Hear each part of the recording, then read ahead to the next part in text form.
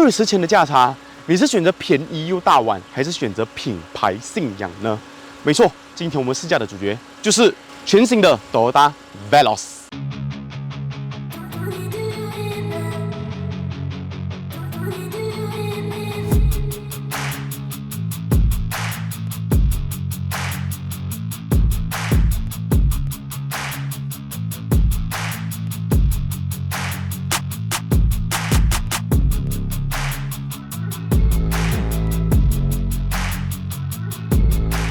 马来西亚目前贩售的 Toyota Veloz 目前只有一个车型哦，就是95千高规格的版本。因为你要知道，它不可能再拿入门版进来了，入门版的市场已经被 Toyota Alza 吃完了嘛。它入门有3个车型啊，从什么 X 啊、H 啊到 Advance 啊，它3个不同的车型。然后你这3个车型你再 upgrade 上去，就是这辆了。因为它虽然说很多东西相似，但是很明显。它是比它在升级的，你可以这样想象，面孔升级啊，然后造型升级啊 ，logo 升级啊，配备材质的东西也做了一些升级，所以就是价差20千，你自己去决定你到底要什么东西。那这辆车我看不少媒体都已经试驾过了嘛，我是最后一个吗？我应该是最后一个了哈，所以我们的讨论重点着重在，你看最高配的 Alza 跟最高配的这辆 Veloz 这20千究竟值不值得？不是说你究竟值不值得，而是它是否值得你花这个钱去升级它。这辆车它的基础打造，所谓的核心啦，都是跟 Toyota Alza 是相同的。你有相同的底盘、相同的车架、相同的引擎、相同的变速箱，里面很多东西也都是共用的。你整个驾驶盘、你的座椅设定，全部都是一样的。外国版也是有这样子分嘛，入门叫做 Avanza， 高配叫做 Veloz， 所以你很清楚一件事了，这辆车不管是 Veloz 还是 Alza， 都是拿来取代 Avanza 的车型。以前那辆经济的后驱的汽人车现在没有了哈，你要嘛就是 Veloz， 要嘛就是 Alza， 你可以得到什么？你可以得到截然不同的外观。我不说好，不说坏，因为外观这个东西太个人了，有人觉得 Alza 好看，有人觉得 Veloz 好看，这点大家自己去决定。我个人觉得我自己觉得它的是比较有一点霸气这样的感觉的，比较有Toyota的家族风格的。你的车头的头灯的造型是不同的，水箱、保杆、车身刻线下面的这些东西全部都是不一样的。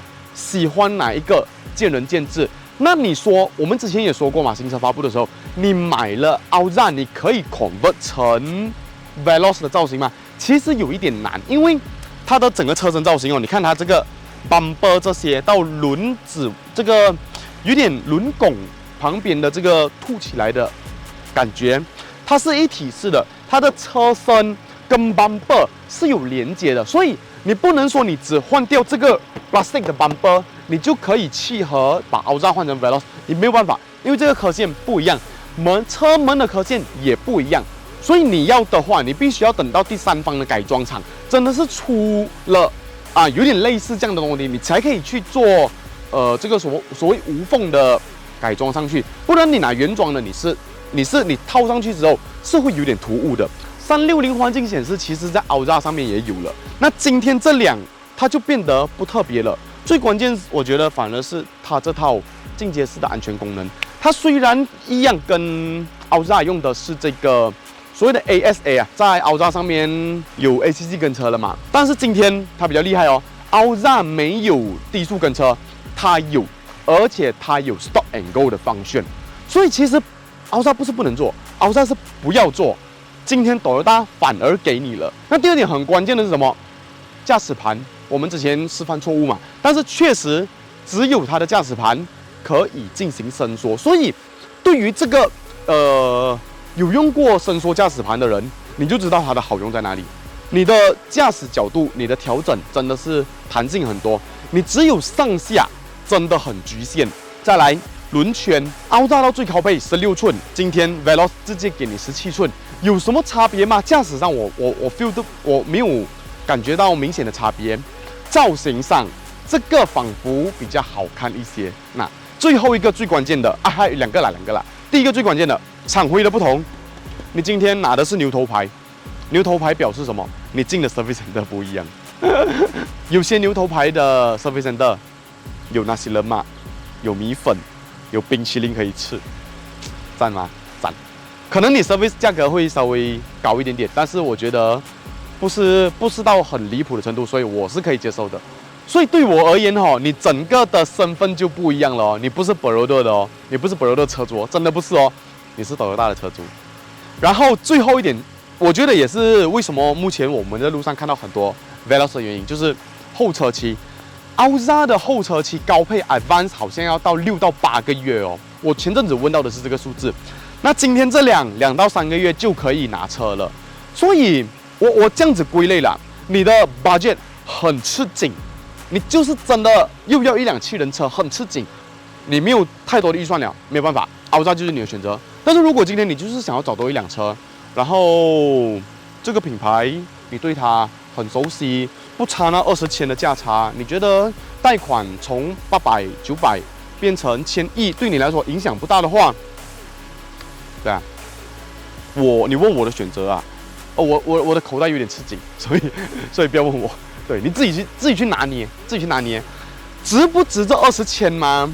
我是觉得它的升级，用一个东西来形容，就是它绝对比当年的 Rush 有诚意，你不觉得吗？当年的 Rush 这真的是换 logo 而已，今天它换的东西很多。那配置方面有什么呢？啊，还是要带过一下啦。全 LED 的头灯组有，这个是有的，然后自动头灯有，然后上面这条 light bar 是小灯哈，它的日行灯是在下面这个呢跟 Baroda 的玩法是一样的，上面是小灯，下面才是日行灯。水箱护罩造型是跟Alza不一样的哈，它的这个菱形纹路比较不同一点。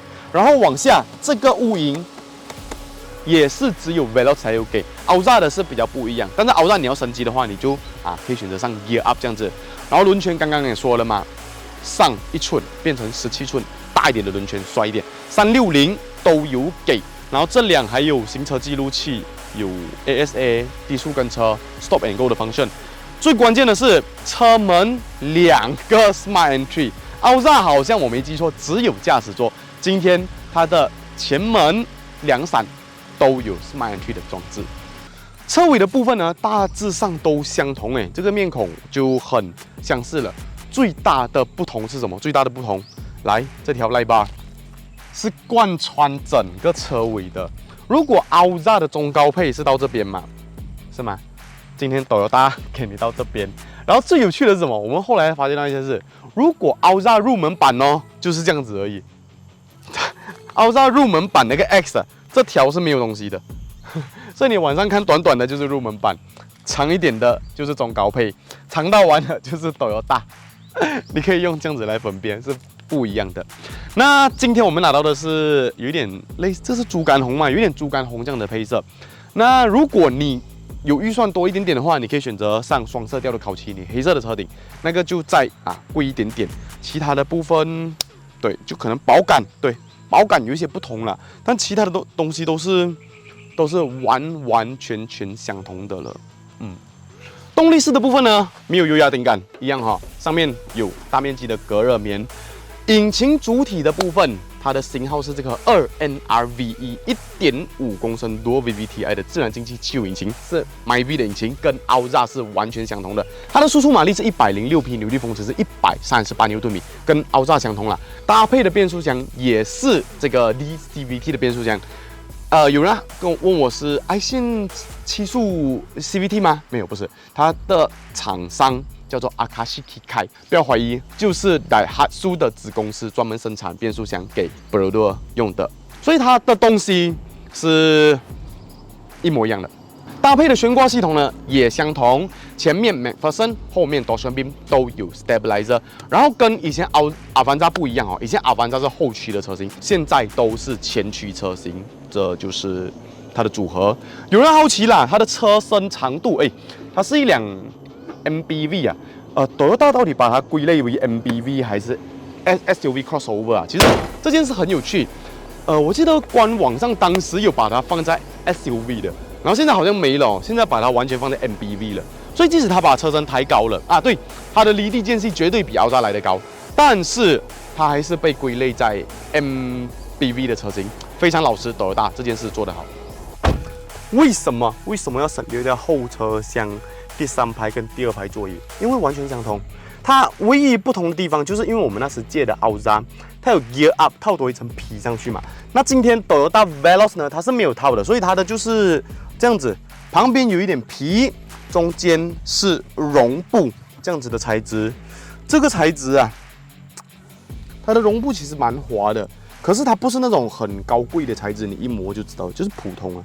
我个人是可以接受，因为这个比较不会烫到，但是相对而言，它的细汗可能就会，它到底是哪里？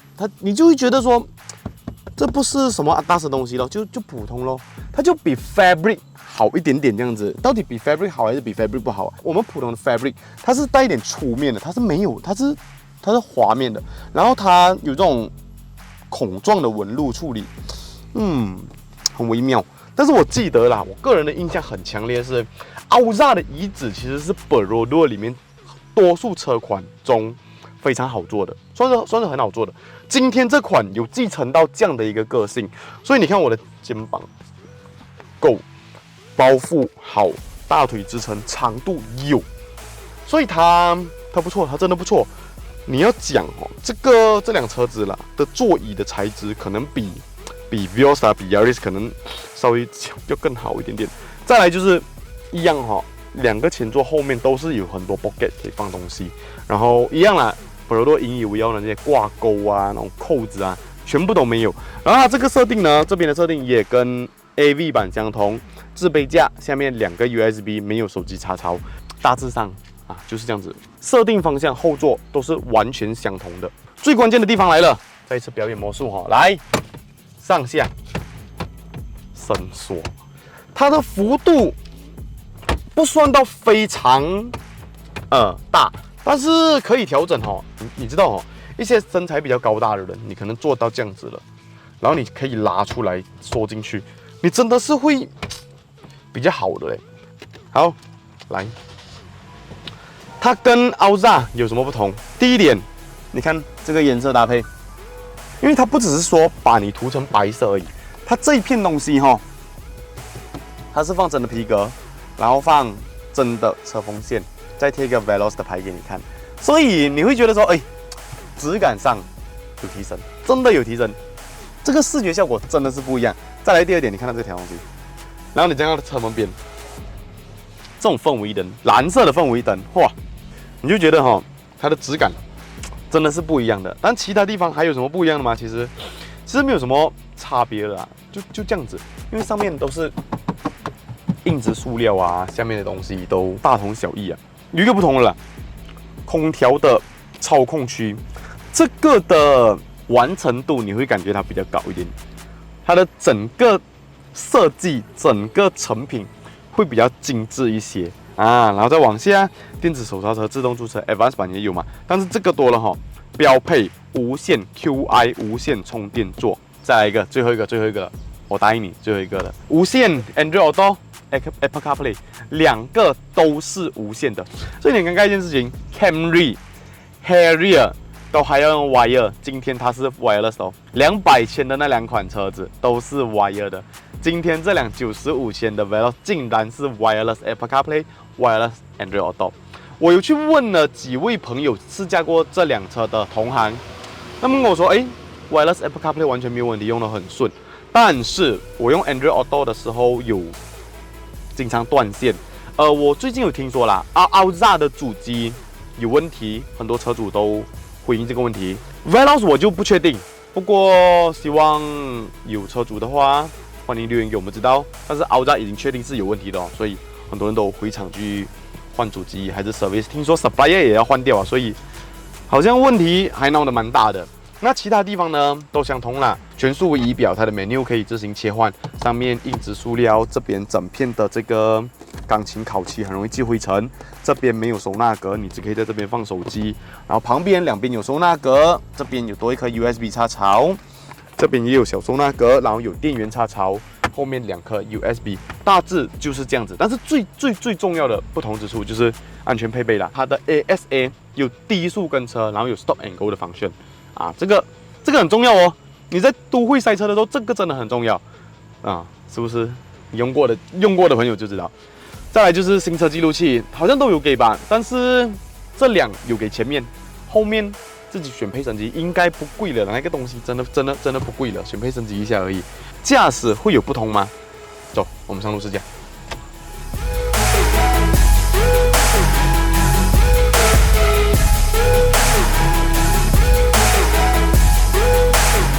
好，加上这辆车子哈，除了熟悉的感觉，真的是没什么好说的了。我们已经讲过了，它的动力配置，整套动力系统都是跟 Alza 一模一样的，一样的引擎，一样的变速箱，输出的数据也是一样的，马力、扭力都是相同。这个 CVT 有人还在想是不是爱信的，没有，也是 DCVT 一样的啊，Akashi Kikai 的 CVT。所以这个驾驶这个回馈啊，都是完全相同的。它唯一比较不同的是什么？悬挂的设置比较高。如果那时候我们没有讲，那时候其实我们上云顶下山的时候，艾德人坐我旁边嘛，然后Alza很低，它就会有一个现象，就是说，哇，你坐多人啊，车子很低啊，感觉你加快一点点过ham的时候，那个车底就磨得很不舒服的感觉。今天 Veloz 它就比较不会有这个讲，因为你整个车子拉高了，所以你就会 feel 到，你比较不用担心说，哦，你的就是屁股被刮到的感觉，哇，那种真是屁股竖起来的感觉，你就比较不会有。所以有时很多人喜欢高一点的车子啊，你除了什么视野好啊，什么感觉比较安全一点啊，屁股比较不会刮到，这一点真的很重要。